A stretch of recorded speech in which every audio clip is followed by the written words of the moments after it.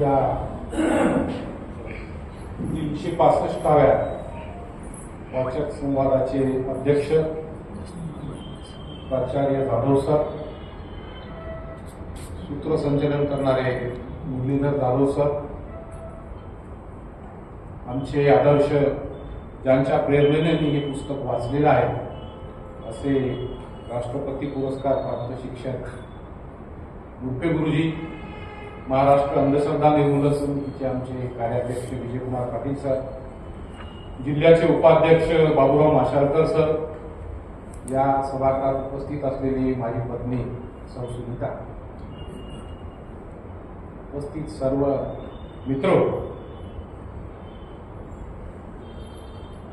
देवा झिंजाळ लिखित एक भाकर तीन चुली या कृतीवर मी बोलणार आहे. 425 पेजेसची ही मराठी कादंबरी ऐतिहासिक आणि सामाजिक या प्रकारात मोडणारी ही कादंबरी या कादंबरीच्या माध्यमातून भारतीय समाजाचा, भारतीय स्त्रियांचा संघर्ष आमच्या समोर ठेवलेला आहे. या आत्मचरित्रात्मक कादंबरीच्या माध्यमातून मी लेखक देवा झिंजाळशीही बोललो. ही कादंबरी 2 वेळा वाचली आणि अत्याधिक मनाला भावली. ही कादंबरी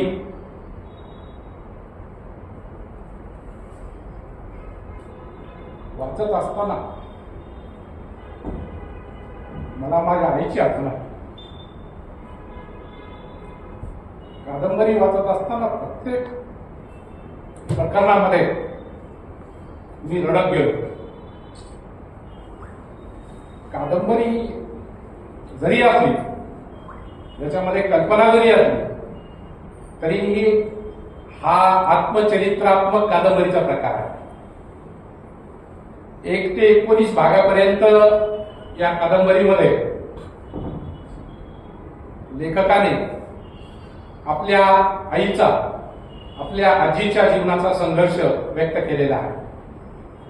आणि मग भाग 20 ते 31 पर्यंत ही कादंबरी लेखक त्यांचा जीवन संघर्ष, शिक्षण या संदर्भाने आमच्या समोर उभी राहते. या कादंबरीची नायिका पारू फक्त नगर जिल्ह्यातल्या पारनेर तालुक्यातल्या एका खेडेगावातली नाही. प्रत्येक वाचक जेव्हा ही कादंबरी वाचतोय तेव्हा प्रत्येकाला जाणवतं की अरे हे चित्रण तर माझ्या गावचं आहे, माझ्या आजूबाजूचं आहे, माझ्या जीवनातलं आहे. आणि या पारूच्या निमित्तानं आम्ही पाहतोय, आमची आई पाहतोय, आमची बहीण पाहतोय, आमची पत्नी पाहतो. संवेदनशील माणसाच्या संवेदना जागृत करणारी ही कादंबरी आहे. का आवडली ही कादंबरी मला? तर या कादंबरीला वाचण्यासाठी, या कादंबरीला मनाला भिडण्यासाठी मी ज्यावेळेस लेखकाशी बोललोय, लेखकही रडत राहिले. माणसाच्या मनाची मशागत करण्याची क्षमता या कादंबरीमध्ये आहे. आणि म्हणून डिसेंबर 2023ला प्रथम प्रकाशन झालं या कादंबरीचं. माझ्या हातात असलेली ही 31वी आवृत्ती आहे. लेखकाशी बोलत असताना त्यांनी सांगितलं, सर आता 40वी आवृत्ती संपत आलेली आहे. आम्ही एकीकडे म्हणतोय वाचन संस्कृती कमी झालेली आहे, आम्ही पाहतोय लोक मोबाईलच्या नादात लागलेले आहेत. पण हे उत्कृष्ट उदाहरण आहे महाराष्ट्रातलं, भारतातलं, की या कादंबरीमुळे मराठी वाचक, मराठी भाषा, मराठी अस्मिता आणि मराठी संस्कृती जपण्याचं काम करतो आहे. या कादंबरीचे हिंदी, उर्दू, इंग्रजी आणि कन्नड भाषेमध्ये अनुवाद झालेले आहेत. ही कादंबरी वाचत असताना मला आपल्याला सांगायचं आहे की या कादंबरीमध्ये 31 भाग आहेत.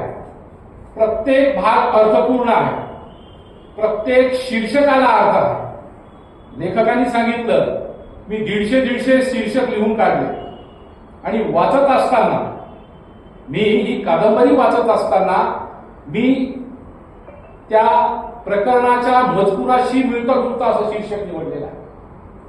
शीर्षकच वाचलं. पहिला शीर्षक आहे नाव कुठली आणि सुरू झाली परवड.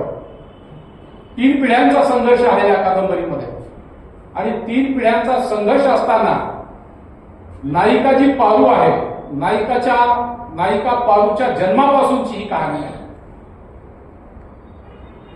ज्याप्रमाणे खेडेगावामध्ये आम्ही पाहतोय, महिलांची स्थिती पाहतोय, पुरुष सत्ताक कुटुंब पद्धतीमध्ये आजही आमच्या घरामध्ये महिलांना दुय्यम स्थान आहे.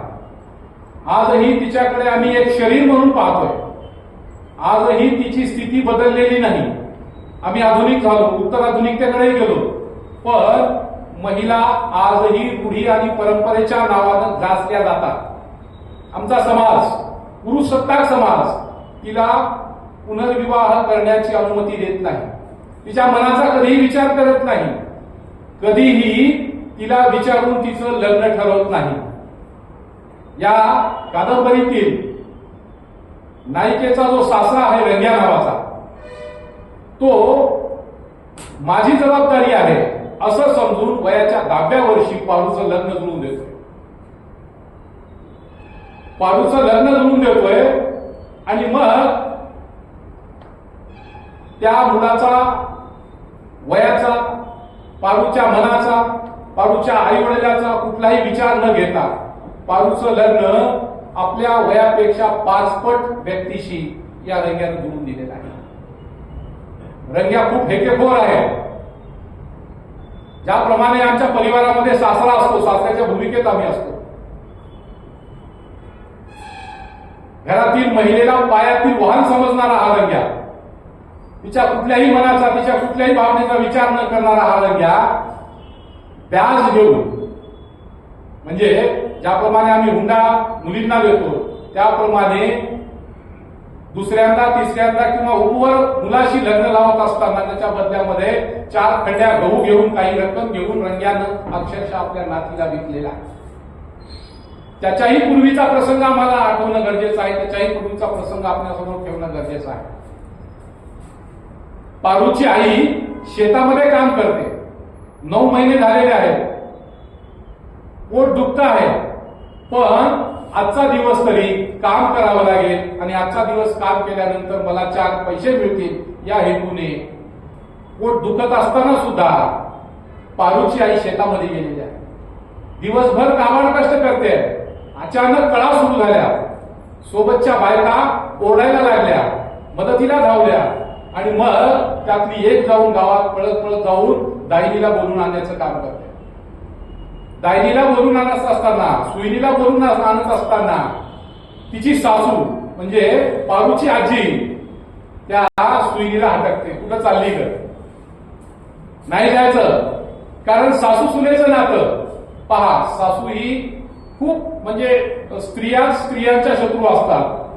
त्या प्रकारे एक स्त्रीची व्यथा दुसरी स्त्रीही समजू शकत नाही, कारण ती सासूच्या भूमिकेमध्ये आहे आणि मग त्या सुईनीला ती जाऊ देत नाही. लेखकानं अत्यंत प्रखरपणे असं वर्णन केलेलं आहे.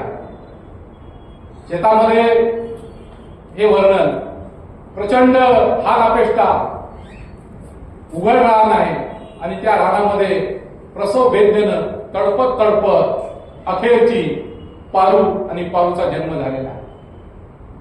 पारूचा जन्म झाला, त्याच बायांनी शेतामध्ये तिचा बाळंतपण केलेलं आहे आणि मग त्या छोट्याशा बालिकेला घेऊन घराकडे निघालेली आहे. सोबतीने तिला घराकडे घेऊन निघालेले आहे. बाहेर बसलेला आहे सासरा. तो विचारतोय काय आहे, वंशाला देवा आहे की नाही, आणि ज्यावेळेस त्याला कळतं मुलगी झाली, तो त्याच अवस्थेमध्ये पारूच्या आईला घराबाहेर हाकलतोय. जा अवदसा तिकडे, तुझं या घरामध्ये काही काम नाही. त्या 2 तासापूर्वी जन्मलेल्या बाळाला घेऊन पारूची आई गाईच्या गोठ्यामध्ये बसलेली आहे. त्या गोठ्यामध्येच त्या बाळाचं जनावराला पाणी पाजवायच्या त्या हौदामध्येच त्या बाळाला धुवून घेतलेलं आहे, दूध पाजलेलं आहे. आणि ज्याप्रमाणे गाई म्हशीची जी अवस्था असते तशी अवस्था जन्मापासूनच पारूची झालेली आहे. पारूला जन्मापासूनच यातना सहन कराव्या लागतात, जन्मल्यापासूनच दुःख सहन करावं लागलेलं आहे. दिवसभर रात्रभर पारूला घरात घेतलं नाही रंग्यानं. संध्याकाळी जेव्हा पारूचा देह जनावर घेऊन घरी येतोय आणि जनावर घेऊन घरी आल्यानंतर पाहतो वहिनी गोठ्यामध्ये आहे. तो थोडा समजदार आहे, पण बापापुढे, बापाच्या हेकेखोरपणापुढे त्याचं काही चालत नाही. तो बापाला विचारतोय, बाप त्याला शिवा देऊन परत हाकलून देतोय.